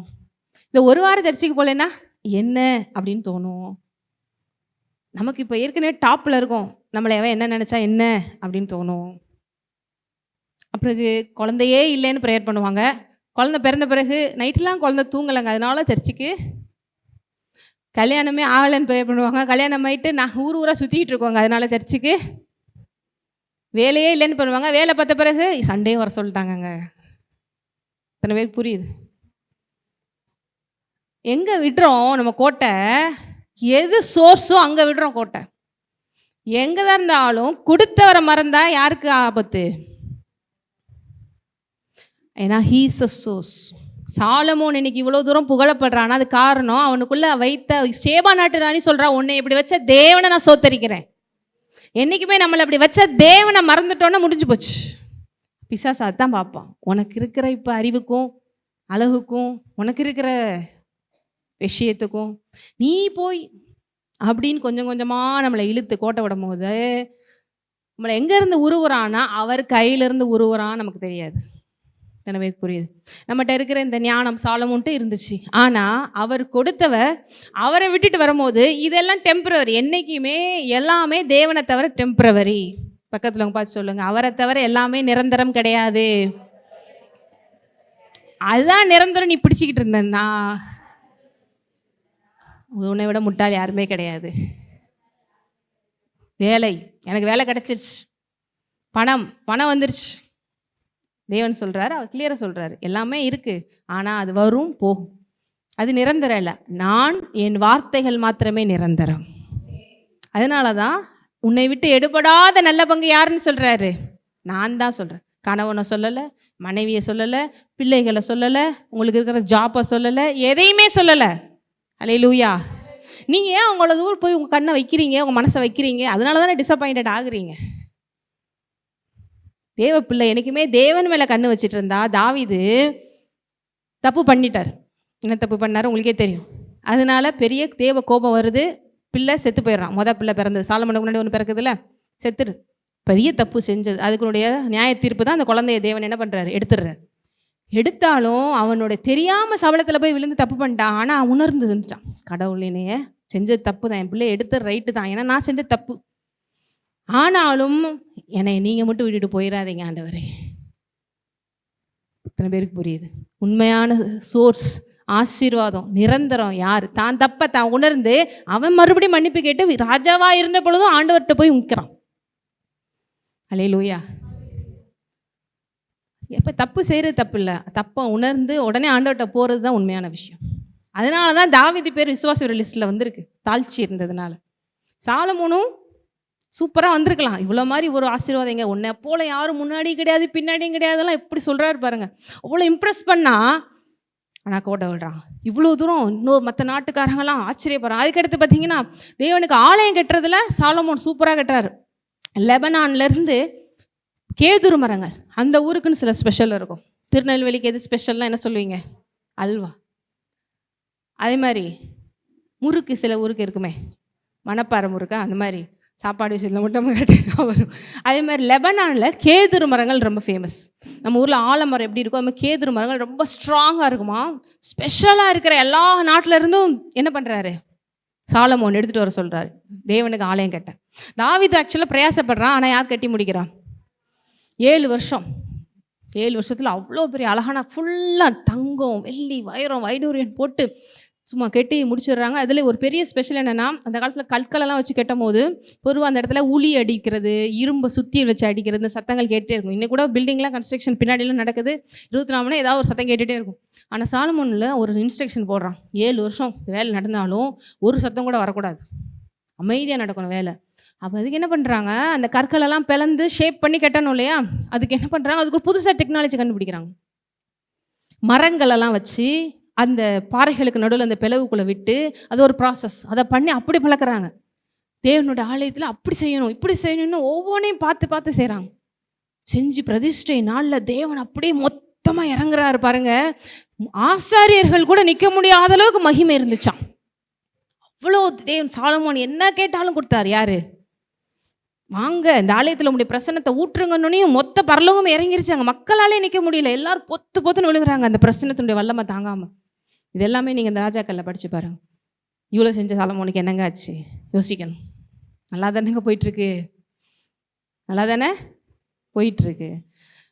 நீதிமொழிகளில் வசனம் சொல்லுது, கர்த்தருக்கு பயப்படுதலே, கர்த்தருக்கு பயப்படுதலே ஞானம்னோடனே நம்ம ஞானத்தை வச்சு அதை வாங்கிடலாம் இதை வாங்கிடலாம், ஓகே. ஆனால் அதே சாலமோன் தான் நீதிமொழியில் எழுதுகிறான், கர்த்தருக்கு பயப்படுதலே. ஆனால் அந்த பயம் கொஞ்சம் கொஞ்சமாக இல்லாமல் போச்சு. ஊரெல்லாம் புகழுது, பேரு பெருமை அந்தஸ்து ஆஸ்தி மரியாதை. ரோட்டில் நடந்து போகிறீங்க, மணல் மாதிரி வெள்ளி கிடக்குனா எப்படி இருக்கும் பாருங்க, செழிப்பு கொட்டுது. ஏன்னா சாலமோனுடைய ஞானத்துக்காக இப்போ ஷேபா நாட்டுக்காரர் எவ்வளோ கொண்டு வந்தான்னு பார்த்தோம் இல்லையா, இப்படி எல்லா நாட்டிலையும் வந்து கொட்டுறாங்க, வைக்க இடம் இல்லை. சரி இந்த செம்பு பாத்திரம் இதெல்லாம் கூட தங்கத்தில் செஞ்சுருங்களேன், நிறையா இருக்கே, டம்ளர் இம்மரி எல்லாத்தையும் செஞ்சுருங்களேன் அப்படிங்கிற அளவுக்கு செல்வாக்கு. ஏன்னா வச்சுக்கிட்டு தங்கத்தை என்ன பண்ணுறது, எல்லாத்தையும் செஞ்சுருவோம். எத்தனை பேருக்கு புரியுது? நம்ம காதில் கழுத்தில் போடுறதுக்கே யோசிக்கிறோம், உட்காந்து எந்திரிக்கிறதுலேருந்து தங்கம் அவ்வளோ சீப்பாக இருக்கலாம் எடுத்து செஞ்சிட்டு இருக்காங்க. அப்படியாக இருக்குது. அங்கே பாருங்க, அதே இதில் 10:21 படிங்க. ராஜாவாகிய சாலமோனுக்கு இருந்த பான பாத்திரங்கள் எல்லாம் எப்படி இருந்துச்சா, பொண்ணு, அதுக்கடுத்து 22 கேரட் 24 கேரட்டு, கொஞ்சம் கூட கலப்படமெல்லாம் பசும் பொன், ஒன்றும் ஃபுல்லாக கோல்டு தான். சொக்க வெள்ளிலாம் வேண்டாம், கோல்டு, அவ்வளோ செழிப்பு. ஹல்லேலூயா. அடுத்து சாலமோனின் நாட்களில் வெள்ளி. இந்த சாலமோனின் தேவன் நம் தேவன். இன்றைக்கும் அவரை விசுவாசிக்கிறவங்களுக்கு, உண்மையாக பயப்படுறவங்களுக்கு இதைவிட மேன்மையான வாழ்க்கையை கொடுக்க அவர் பெரியவராக இருக்கிறார். ஆனால் இதுக்காக நான் அவர்கிட்ட போகக்கூடாது, அவருக்காக நின்னீங்கன்னா இதெல்லாம் ஆட்டோமேட்டிக்காக உங்களுக்கு தேடி வரும். சாலமோன் தேவன்ட்ட வேறு எதுவுமே கேட்கல, ஆனால் நீ என்னைய பிடிச்சுக்கொள்ளணும், அந்த ஞானம் வேணும்னு கேட்டதுனா உனக்கு இதெல்லாம் தரேன்னு சொல்லி அதே மாதிரி தர்றார். ஆனால் கொஞ்சம் அந்த மனுஷனுக்கு அந்த ஃப்ரீ வில்னு ஒன்று இருக்குது பாருங்களா, அந்த ஃப்ரீ வில்ல தான் எல்லா பிரச்சனையும் வருது. கருத்து கொஞ்ச நாள் ஆனோடனே சாலமோனுக்கு எப்படியெல்லாம் அர்த்தரை கேட்டு செஞ்சிட்டு இருந்தானோ அது எல்லாமே மறந்து போய் இப்போ அவனே எல்லாருமே பாராட்டும் போது பெருமை வரும்போது ஒரு முடிவு எடுக்கும் போது நமக்கே தெரியுமே அப்படிங்கிற எண்ணம் வந்துடும். அதில் தான் நம்ம கவனமாக இருக்கணும். முன்னாடிலாம் பார்த்திங்கன்னா ஒவ்வொரு விஷயத்துக்கும் கர்த்தர்கிட்ட கேட்டு செய்வோம், அவர் சித்தம் என்னன்னு செய்வோன்னு கேட்போம். போக போக நமக்கு ஒரு ப்ராக்டிக்கலாக ஒரு எக்ஸ்பீரியன்ஸ் எல்லாத்துலேயுமே கிடைக்குமா இல்லையா? அதில் என்ன பண்ணோம், நம்மளே சுயமாக முடிவு எடுத்துரும். ஆனால் காலமும் நேரமும் நமக்கு பின்னாடி இருக்கிற பிரச்சனைகள் அதே மாதிரி இருக்கா தெரியாது. புரியுதா இல்லையா உங்களுக்கு? அப்போ இங்கே என்ன நடக்குது, கொஞ்சம் கொஞ்சமாக அவன் நாடுகள் எல்லா நாட்டிலேருந்து பிரச்சனை வருது, சமாதானம் பண்ணிக்கிறதுக்கு என்ன பண்ணுறான்னா ஒரு அருமையான ஸ்ட்ராட்டஜி. தாவீது என்ன பண்ணுறான்னா எல்லா நாட்டுகளோட யுத்தம் பண்ணுறான், யுத்தம் பண்ணி ஜெயிக்கிறான் தேவனோட வல்லமையில. இவன் என்ன பண்ணுறான், எல்லாரும் கூட பேசாமல் சம்மந்தம் பண்ணிட்டா, எல்லா வீட்லேயும் பொண்ணை எடுத்துட்டா, பொண்ணை கட்டி கொடுத்ததுக்கு நம்ம பேசாமல் இருப்பாங்கல்ல சுயத்தில். இன்றைக்கி எத்தனை பேர் பொண்ணெல்லாம் கட்டி கொடுத்துட்டு இன்றைக்கி மாப்பிள்ளை வீடுன்னு சொல்லி பேசாமல் இருந்துக்கிட்டு இருக்காங்க இல்லையா? அப்போ எல்லா நாட்டுக்காரங்களையும் என்ன பண்ணுறான், இப்படி கவர் பண்ணி அவனுடைய நாட்களில் சண்டையே இல்லாமல் பிரச்சனையே இல்லாமல் அமைதியாக கொண்டு போகிறதுக்கு மனுஷன் இப்படி பிளான் பண்ணுறான். ஆனால் எல்லா நாட்டுக்காரங்களும் இஸ்ரவேலர்களா? எல்லா நாட்டுக்காரங்களும் இஸ்ரவேலின் தேவனை நம்புறவங்களா? புறஜாதிகள். எவ்வளோ பெரிய ஆப்பு வைக்கிறான் பாருங்க பிசாசு. எல்லாத்துலேயும் இவ்வளோ சூப்பராக பண்ணவன் கடைசியில் என்ன பண்ணுறான், 11ஆம் அதிகாரம் பாருங்க, 11ஆம் அதிகாரத்தில் 1 படிங்க.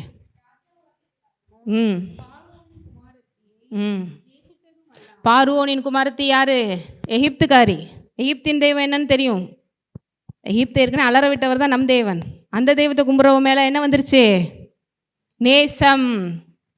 க்ரஷ்ஷு, லவ், என்னென்னமோ இந்த காலத்தில் சொல்கிறீங்கல்ல, அதெல்லாம் வந்துருச்சு. பாருங்கள் எப்படி இச்சை வருது. அடுத்து மோவாபியரும், அம்மோனியரும், ஏதோமியரும், சீதானியரும், ஏத்தியருமாகிய அந்நிய என்ன ஜாதி?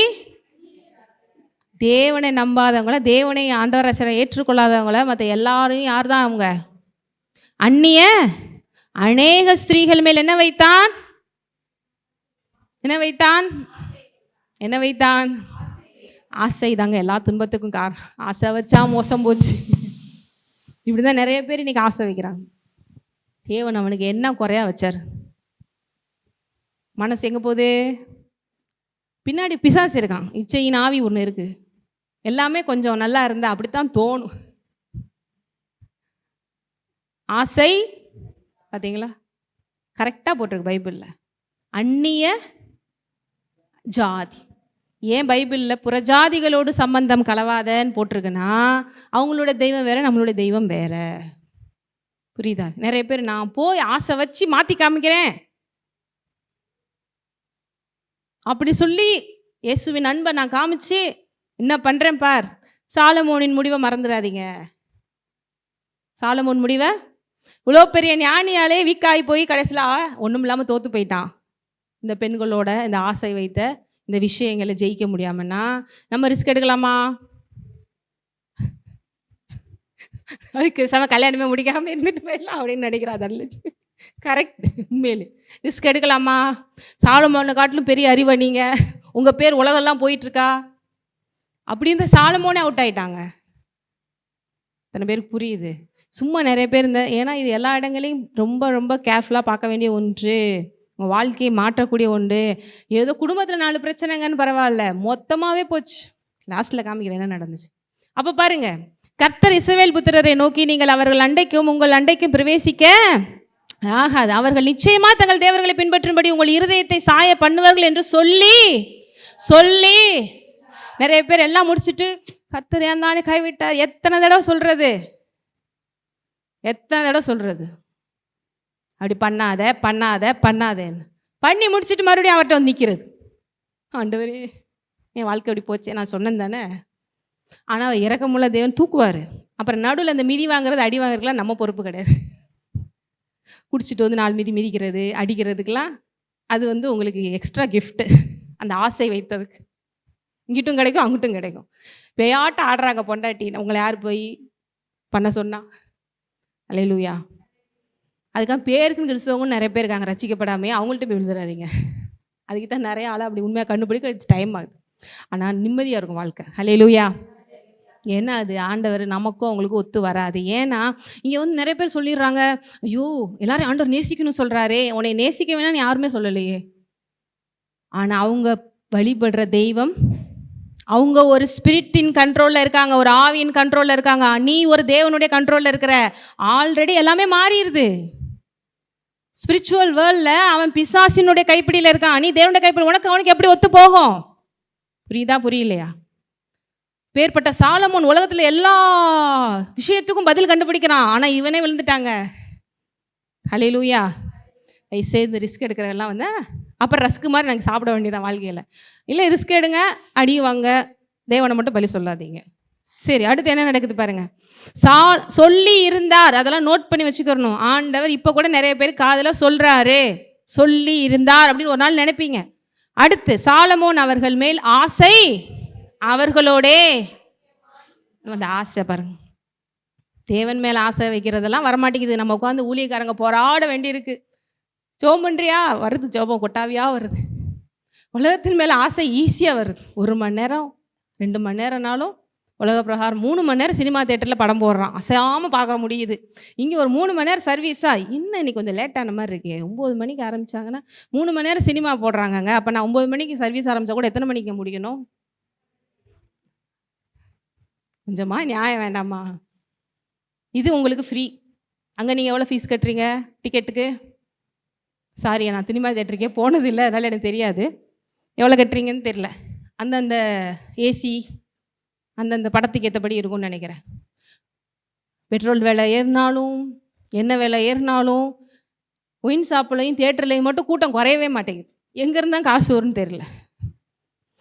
ஸோ இது ஒரு டிபார்ட்மெண்ட். இங்கே 3 மணி நேரம் சர்வீஸ் நடத்தலை, 2 மணி நேரம் நடத்துறதுக்குள்ளே நம்ம உட்காந்து பார்த்துட்டு இருக்கோம். மக்கள் எந்திரிச்சு வார்டில் போயிடுவாங்களே, என்ன பண்ணுறது கடவுளே, நீ வார்டில் பேசு, நான் வார்டில் போயிட்டுருக்கேன் அப்படின்னு கிளம்பி போயிடுவாங்க. அது யாரை மறுதளிக்கிறாங்க? இங்கே ஒருத்தர் பேசிக்கிட்டு இருக்கார். யார்? ஆவியானவர். அது வேறு யாருக்கும் பிரச்சனை இல்லை. எனக்கு பிரச்சனையா? தேவனுக்கு பிரச்சனையா?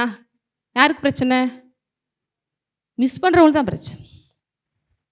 நம்ம ஏன் சொல்கிறோம் மிஸ் பண்ணிடுறாங்களே அப்படின்னு ஆதங்கத்தில் சொல்கிறோம். காலையில் 9 மணி சர்வீஸ்க்கும் வர்றது ஆரம்பத்துலேருந்து ஆண்டவர் பிரசன்னம் இருக்க தான் செய்யுது. இல்லைங்க இப்போ தாங்க பிக்கப் பண்ணியிருக்காங்க, ஒரு 4 பாட்டு பாடினா தான் பிரசன்னம் இறங்குங்க அப்படின்னு எதுவும் போட்டிருக்கா பைபிளில்? அவர் நாமத்தில் எங்கே கூடியிருக்காங்க வந்துடுறாரு.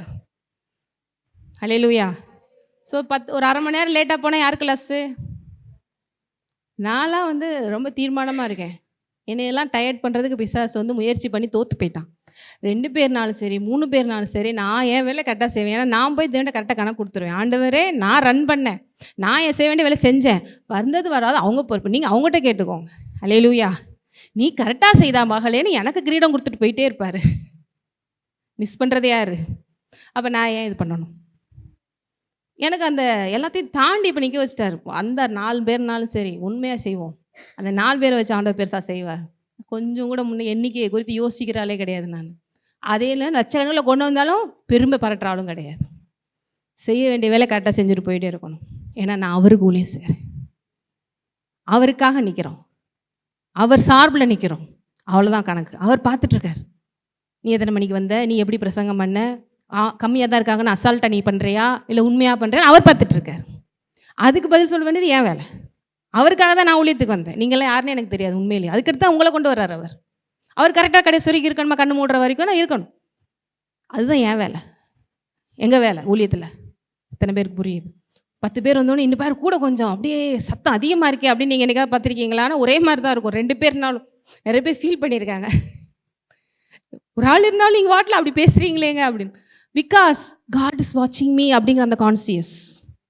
உங்களுக்கு அந்த கான்சியஸ் இருந்தால் கரெக்டாக டிச்சுக்கு வர தோணும், கரெக்டாக சர்ச்சில் உட்கார தோணும், கடைசி வரைக்கும் கேட்கணும்னு தோணும். ஏன்னா என்னை சுற்றி தேவன் பார்த்துட்ருக்காரு, என்னோட ஈச் அண்ட் எவ்ரி விஷயத்தையும் அவர் பார்த்துட்ருக்காருன்னு தோணும். இத்தனை பேருக்கு அந்த பயம் இருக்குது. அந்த பயம் இருக்கணும். கர்த்தருக்கு பயப்படுதலே, கர்த்தருக்கு பயப்படுதலே. அடுத்து பாருங்க, ஆசை வைத்தான். சொல்லுங்க, ஆசை வைத்தான், மோசம் போனான். யாரு? ஞானி. சொல்லுங்க, ஞானி. நீ சொல்லணும் நல்லா. ஏன் சாலமோன் சொந்தக்காரங்களா? ஏன் சொல்ல மாட்டேங்கிறீங்க? ஞானி, ஞானி.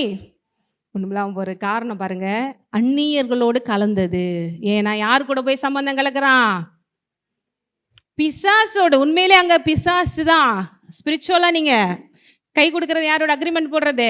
இங்கே பிசாசு. லிட்டரலாக திங்க் பண்ணிக்கோங்க. நீங்கள் அப்படிப்பட்ட ஆளுகளோட சேர்றீங்கன்னா அங்கே யார் நிற்கிறவங்க கை கொடுக்கறதுக்கு? கருப்பா கொம்பு வச்சுட்டு ஒருத்தர் நிற்கிறா. வா வா வா வாங்க, இதுக்கு தான் காத்துட்டு இருந்தேன், கை கொடு. அப்படியே இழுத்து போட்டு மிதிக்கிறேன். இன்னையிலேருந்து நீ என் கையில்.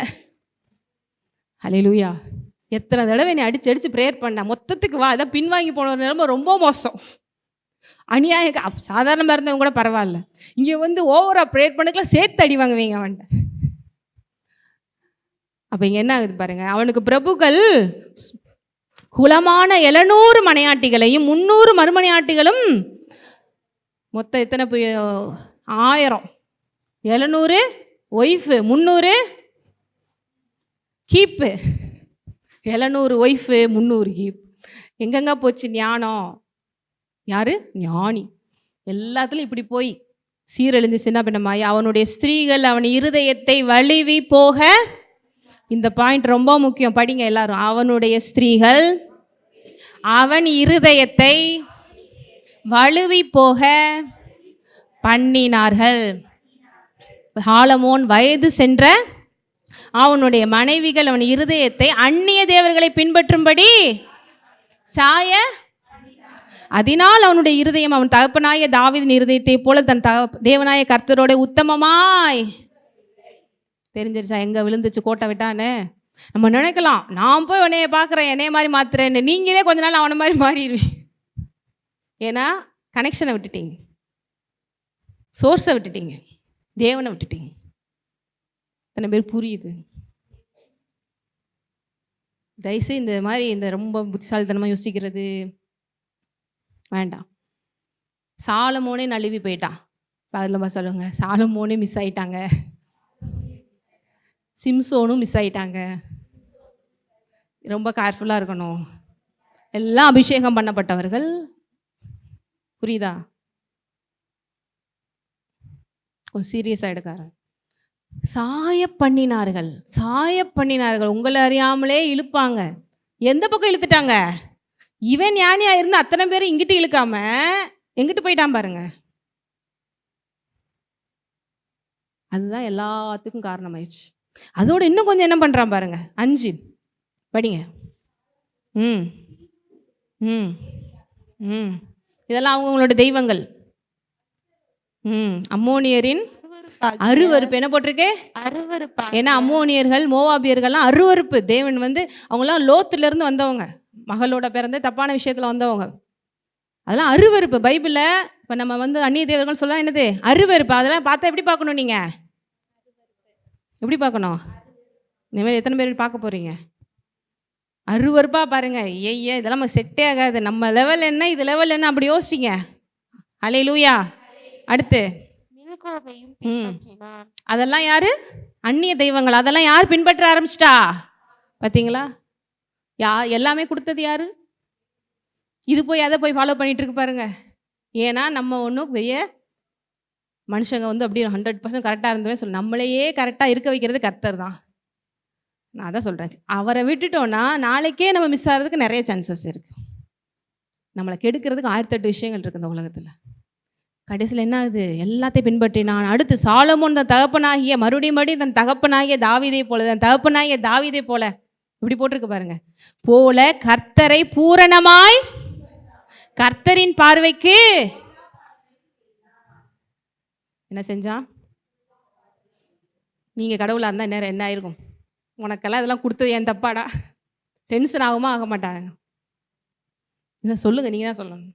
நீங்கள் கடவுள் இடத்துல இருந்து சாலமோனுக்கு இவ்வளோ செஞ்சு உலகெல்லாம் பேர் வாங்குற மாதிரி, பொண்ணு வெளியே அப்படி அசால்ட்டாக போகிற மாதிரி இவ்வளோ வாழ்க்கை வாழ வச்சதுக்கு அவர் கொடுத்த காணிக்கை, அவர் கொடுத்த பரிசு என்ன? அவரை விட்டுட்டு இத்தனை பேர் புரியுது. அதனால தான் ஆசை எங்கே வைக்கணும்? இருதயத்தை ஒரு நாளும் எங்கே விட்டுறக்கூடாது? தேவனை தவிர வேறு எங்கேயும் விட்டுறக்கூடாது. அதுக்கடுத்து ஏன் இன்னும் அதிகமாக செய்கிறான் பாருங்க. சாலமோன் எருசலேமுக்கு எதிரான மலையிலே மோவாபியரின் அருவருப்பாகிய காமோசுக்கும் அமோரின் புத்திரின் அருவருப்பாகிய மோலேக்குக்கும் மேடையை, என்ன மேடை தெரியுமா? பலி மேடை. அவங்களுடைய தெய்வங்கள்லாம் என்ன தெரியுமா கேட்கும்? சின்ன குழந்தைகளை நரபலி கேட்கும். என்ன கேட்கும்? எரிகிற அக்கினியில் அந்த குழந்தைய தூக்கி போடுவாங்க. அது ஓன்னு கத்தும் சாகும் போது. அப்போ டப்ப டப்ப டப்ப டப்பன் மேலே அடித்து அது ஒர்ஷிப் பண்ணுவாங்க. இப்படிப்பட்ட தெய்வத்தை யார் நம்ப ஆரம்பிச்சிட்டா? இன்றைக்கி நம்மளை சுற்றி எத்தனை பேர் கொடூரமாக தான் நடந்துட்டு இருக்காங்க. அதெல்லாம் பார்க்க உங்களுக்கு தெரியலையா? அதெல்லாம் பக்தின்னு உங்கள் மனசில் புகுத்திட்டாங்க. அது எவ்வளோ மோசமான விஷயம். பயங்கரமாக விபச்சாரங்கள் நடக்கும், வேசித்தனங்கள் நடக்கும், உயிர் பலி, குழந்தைகளை அப்படி நரபலி கொடுக்கறது. இதுதான் அவங்க இந்த தெய்வத்துக்கு. இதுக்கெல்லாம் மேடையை கட்டி எருசலேமுக்கு ஆப்போசிட்டான மலையில் இது நடக்கிறதுக்கு யார் ரைட் பண்ணி கொடுத்துட்டா? யாருக்கு? ஒய்ஃபுக்கும் கீப்புக்கும், ஆசைக்காக. புரியுதா? புரியலையா? பிசாசுக்கு இடம் கொடுத்துட்டான். பிசாசு அவனுடைய இஷ்டத்துக்கு. இப்போ ஃபுல்லாகவே எருசலேமுக்குள்ளே நல்ல ஆவி வருமா, கெட்ட ஆவி வருமா? இங்கே கோயில் எவ்வளோ தூரம் கெட்டி வச்சுட்டு செய்கிற வேலையை பார்த்தீங்களா? ஏன்னா இவன் பெரிய ஆள், நம்மளாம் ஞானி, நம்மளை யாரும் மாற்றிட முடியாதுன்னு நினச்சான். அவன் அறியாமலே அவன் வயசான போவாக மாறிக்கிட்டே இருந்திருக்கான். செஞ்ச வேலைகளையும் பாருங்க. அடுத்து இப்படியே தங்கள் தேவர்களுக்கு தூபம் காட்டி பலியிட அந்நிய ஜாதியான தன் ஸ்திரீகள் எல்லாருக்காகவும், இங்கே 2 கடவுள் தான் போட்டிருக்கு அவங்களுடைய கடவுள். ஆனால் எல்லா கடவுளும், ஏன்னா 1000 ஒய்ஃபு, அதாவது 700 ஒய்ஃபு, 300 கீப்பு, 300க்கும் 300 தேவன்கள் இருக்கும். அத்தனைக்கும் இவன் செஞ்சிட்ருக்கான்.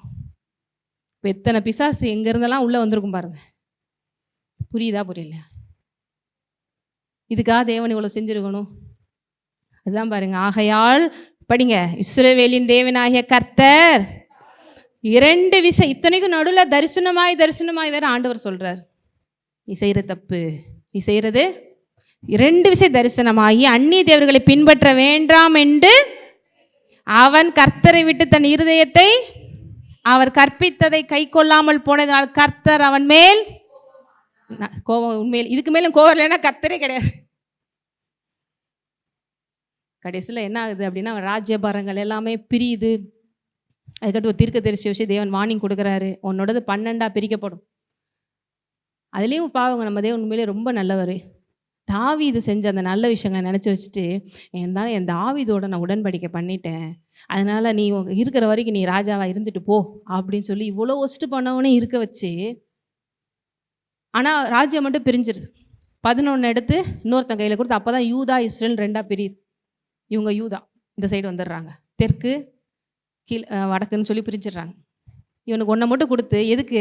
தாவீது என் இருதயத்துக்கு பிரியமா இருந்தான் பார்த்தியா, அவனுக்காக நான் விட்டு வைக்கிறேன். எவ்வளோ நல்ல தேவன் பாருங்க.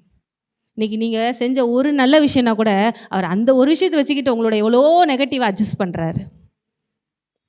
இத்தனை பேருக்கு ஆண்டவரை நினச்சா கண்ணீர், ஆனந்த கண்ணீர் வரும். அவர் லெவலுக்குலாம் நம்மளை எப்படி அட்ஜஸ்ட் பண்ண அவசியமே இல்லைங்க. நம்மளை மாதிரி அத்தனையோ பேரை காப்பி பேஸ்ட் பண்ணுற மாதிரி போட்டுட்டு போயிட்டே இருக்கலாம். ஏன் ஆண்டவரே இவ்வளோ பொறுமை? உன் மேலே வச்ச அன்பு தான். தாவீதுக்கு உடன்படிக்கை பண்ணிட்டேன், அதனால நீ ஒரு பக்கம் இருந்துட்டு போ. தினைக்கும் ஆப்போசிட் டு காட். அதுக்கடுத்து அவன் பையன் வரான், சாலமோனுடைய பையன் வந்து இவன் 40 வருஷம் இஸ்ரேல் அரசாள்றான். அதுக்கடுத்து 80-81 இறக்குறான்னு போட்டிருக்கு. யார்? சாலமோன். அவனுடைய அழிவெல்லாம் தொடர்ந்து படித்து பார்த்தீங்கன்னா தெரியும்.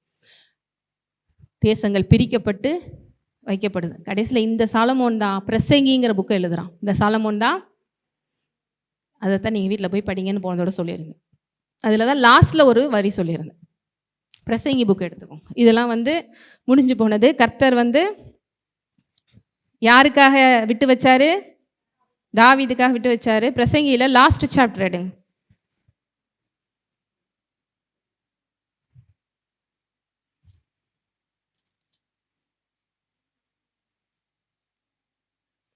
படி.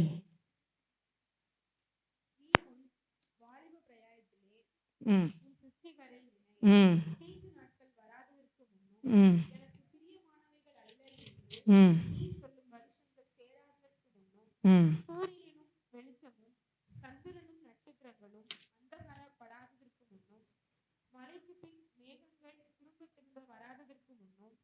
இல்லை, அந்த லாஸ்ட் 2 வசனம் படிங்க. அந்த சாப்டரில் லாஸ்ட். காரியத்தின் தேவனுக்கு யார் எழுதுகிற அந்த பிரசங்கி புக்கை? எல்லாத்தையும் பார்த்து அனுபவித்து கெட்டு குட்டிச்சோராகி ஒரு மனுஷன் எழுதுகிறான். பட்டு தெரிஞ்ச பிறகு நான் புத்தி வரும்னு சொல்லுவாங்க இல்லையா? சொல்லுங்க. தேவனுக்கு அவர் கற்பனைகளை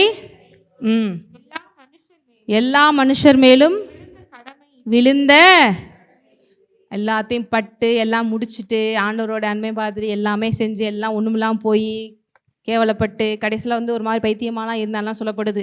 எல்லாம் போய் அந்த மகிமையெல்லாம் இழந்து போய், ஏன்னா பிசாசு வெளில போனாதான். அதுலேயும் பார்த்தீங்கன்னா தேவன் வந்து இவனுக்காக வச்சுருந்தார். அது எங்கே அப்படின்னு சொல்கிறேன், வீட்டில் கூட படித்து பாருங்கள். 1 ராஜாக்கள் 11ஆம் அதிகாரம் நோட் பண்ணி வச்சுக்கோங்க. 34 38 வரைக்கும். நான் சொன்னேன் இல்லையா, கிருபையால் அவனை வந்து மன்னித்து அவன் இருக்கிற வரைக்கும் இருந்துட்டு போட்டுன்னு விட்டாருன்னு. அதை நோட் பண்ணி வச்சுட்டு வீட்டில் கூட படிங்க. 34 38 வரைக்கும் உனக்கு நான் இது மாதிரி செய்வேன்னு சொல்லிட்டு தான் நடக்குது. அதுக்கடுத்து மறிக்கிறான். மறித்த பிறகு அவங்க பையன்லாம் வரான். நடுவில் தான் அந்த பட்ட விஷயத்தை பிரசங்கியில் எழுதி வைக்கிறான். மாயை மாயை எல்லாம் மாயை. அவன் சொல்கிறான் ஒரு இடத்துல, நான் நினச்சதை அந்த உலகத்தில் செஞ்சேன். சில நேரம் அந்த சினிமாலலாம் சில டயலாக்ஸ்லாம் விடுவாங்க, நினச்சதை செய்வேன் அப்படின்னு. அப்படி வாழ்ந்தவன் இந்த சாலமோன். விரும்பினதை அடைஞ்சேன் அப்படின்னு சொல்கிறான். யார்? நான் நினச்சதை செஞ்சேன், விரும்பினதை அடைஞ்சேன். எனக்கு ஜூஸ் இப்போ அந்த நாட்டில் போய் தான் குடிக்கணும்னு நினச்சா நான் செஞ்சேன். எனக்கு அதில் இருக்கிறத வேணும்னா நான் எடுத்தேன். ஏன்னா அவ்வளோ ஞானம். எதனாலும் எடுக்க, எதனாலும் அனுபவிக்க, எதனாலும் பொசஸ் பண்ண, எதனாலும் கண்ட்ரோல் பண்ணுறதுக்கு தேவன் கொடுத்துருந்ததுனால உலகத்தில் நான் இஷ்டத்துக்கு நான் வாழ்ந்தேன், எல்லாத்தையும் அனுபவித்தேன். ஆனால் ஒன்று சொல்கிறேன், எல்லாம் மாயே. ஒன்றே ஒன்று தான் நிரந்தரம், அவர் வார்த்தையை கேட்டு அவர் கீழ்ப்படிந்து வாழ்வது. அல்லேலூயா. இப்படிப்பட்ட மனுஷன் ஒரு கன்க்ளூஷனுக்கு வரான். உலகத்தையே பார்த்து செஞ்சு, இன்றைக்கி எத்தனையோ பேர் நான் அதை செய்யணும் இதை செய்யணும் எல்லாம் செஞ்சு முடிச்சவன் ஒரு ரிசல்ட்டுக்கு வரான். இன்றைக்கி பணம் வேணும்னு நினைக்கிறோம், பேர் வேணும்னு நினைக்கிறோம், புகழ் வேணும்னு நினைக்கிறோம், தங்கம் வெள்ளி வைரம், அப்படி வாழ்ந்துட்டா என்னை பெருசாக நினச்சிருவாங்க, அப்படி வாழ்ந்தா எல்லாத்தையும் வாழ்ந்து அனுபவித்து பார்த்த ஒருத்தன் சொல்கிறான், ஒன்று தான் நிரந்தரம் அவர், இன்னொன்று ஒன்று மாத்திரம்தான் ஒருத்தன் உலகத்தில் செய்ய கற்றுக்கிறணும், அவருக்கு கீழ்ப்படிவது. என்னைய மாதிரி முட்டாளாக இருந்துடாதீங்க. யார் சொல்கிறா? என்னைய போல முட்டாளா இருந்து எல்லாத்தையும் இப்படி இது பண்ணி போயிடாதீங்க. அவருக்கு கீழ்ப்படிவதே, அவர் வார்த்தையின்படி நடப்பதே ஒவ்வொரு மனுஷன் மேலும் விழுந்த கடமை. என்ன போட்டிருக்கு? செஞ்சா செய், செய்யலைன்னா போன்னு போடல, கடமை. இதை செஞ்சீங்கன்னா எல்லாத்துலேயும் சூப்பராக இருக்கலாம். இதை மாத்திரம் அந்த சாலமோன் கர்த்தரை கீழ்ப்படி நடந்திருந்தா அவன் எண்டிங் எப்படி இருந்திருக்கும்னு நினைக்கிறீங்க? கிரேட்டான ஒரு ஆளாக இருந்திருப்பாரு. ஆனால் இன்னைக்கு இப்படி இருந்துடாதீங்கன்னு சொல்கிறதுக்கு, ஒரு காமிக்கிறதுக்கு ஒரு ஆளாக சாலமோன் போயிட்டார். இதுலேருந்து நம்ம தெரிஞ்சுக்கொள்ள வேண்டியது, என்னைக்கும் தேவனுக்கு கீழ்ப்படிய வேண்டும். பெருமைக்கு இடம் கொடுத்துடக்கூடாது, இச்சைக்கு இடம் கொடுத்துடக்கூடாது. அதனால தான் ஆவியின் வரங்களை விட கனிகள் ரொம்ப முக்கியம். வரம் பெற்றவங்க தான் பயங்கரமாக செய்கிறாங்க அப்படின்னு மட்டும் சிம்பிளாக நினச்சிட்டிங்கன்னா அது தப்பு. கனி என்னது? ஆவியின் கனிகள் என்னென்னது? சந்தோஷம், சமாதானம், நீடிய தயவு, நற்குணம், விசுவாசம், சாந்தம், இச்சை. ஒன்று இச்சை அடக்கம் ஒன்று இல்லாமல் ஒரு மனுஷனை என்ன படுத்திருச்சு பாருங்க. தேவனை எதுக்கு நிற்க வச்சு பெருமை வந்து தான் சொல்லி கடைசியில் எல்லாத்தையும் என்ன பண்ணுறான்? ஆனாலும் கிருபையுள்ள தேவன் ஒரு மரியாதைக்காக இருக்கிற வரை இருந்துட்டு போட்டுன்னு ஓரமாக வச்சிருந்து கடைசியில் லாஸ் தான் எல்லாமே. இத்தனை பேர் கர்த்தரை கீழ்ப்படுகிறதே என் கடமை நான் உணர்றேன்னு சொல்கிறீங்க. மேலொரு மேல் தான் இருப்போம்.